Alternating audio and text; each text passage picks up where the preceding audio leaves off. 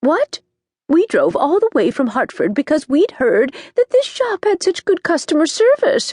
I can't believe you're not going to honor your coupon. I want to speak to the owner. We drove 2 hours to get here. Unless they were driving golf carts, no way did it take them that long to get to New Bern from Hartford.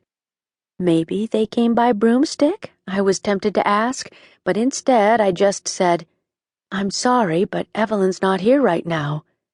"Well, this is ridiculous," Tall Sister snapped, flinging the expired coupon down on the counter. "We are never coming to this shop again. Never! We're going to tell everyone in our guild about how you've treated us. And it's a big guild, very big. I don't know why Carol raved about this place. Terrible shop, tired fabrics, tiny selection, and rude clerks," she said, pinching her lips together even more tightly and glaring at me before turning to her companions. "Come on, girls, let's get out of here." And that was that. They stormed off, and without paying for the fabric they had asked me to cut for them. Can you believe it? I put the yardage under the counter on the off chance that somebody else would come in wanting those particular fabrics and those particular lengths.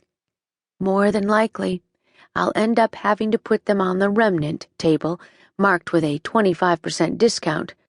Maybe it would have been smarter to just honor the coupon, but I wasn't going to give them the satisfaction, not after they'd been so nasty.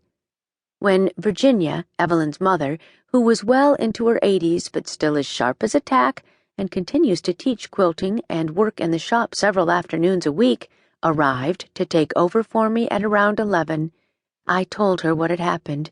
By then, I was starting to worry about whether or not I'd done the right thing. "Tosh," she said, dismissing my concerns as she picked up Petunia, the enormous tomcat who goes everywhere with her, and deposited him in his accustomed spot in the front window.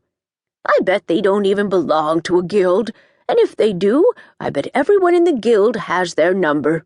Most quilters are kind as can be, but every barrel is bound to have a few crab apples." I went to the workroom to cut and package internet orders, happy to leave Virginia downstairs to deal with the crab apples. We were way behind on fulfillment. Judith, our intern, was supposed to come in at noon and help me, but she didn't show. When I called the Stanton Center, they told me she had gone back to her boyfriend, the man responsible for her broken nose and dislocated shoulder.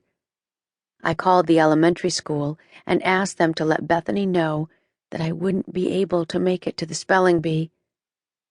I was disappointed, but not 1/10 as disappointed as I was about Judith.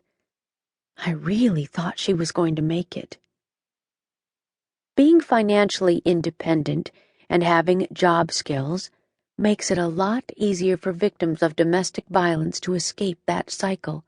That's why we started the Community Internship Program, a program I coordinate. Our interns are much less likely to return to their abusers than those who don't get job training. But still, it happens. People who've never been in that situation find this hard to fathom. But I get it. Time after time, Hodge would beat me and then beg my forgiveness, promise me it would never happen again. Time after time, I believed him, until the next time. The day he hit Bethany was the day I knew I had to get out. If not for my kids, I'd probably never have found the courage to run or to keep from going back. It just breaks my heart that Judith is gone. I feel like I've failed her. Working at Cobbled Court Quilts is fun. I love the people I work with. Margot is the kindest person I've ever met. Virginia is like the grandma I never had. And Evelyn? Well, Evelyn is just amazing. How many small business owners would let me spend 25% of my time coordinating the internship program? A program that involves 8 different businesses in New Bern, not just her quilt shop, and still pay my full salary? To keep listening to this audiobook, I've left you a link in the description so you can do it. at no cost thanks to Audible's 30-day free trial.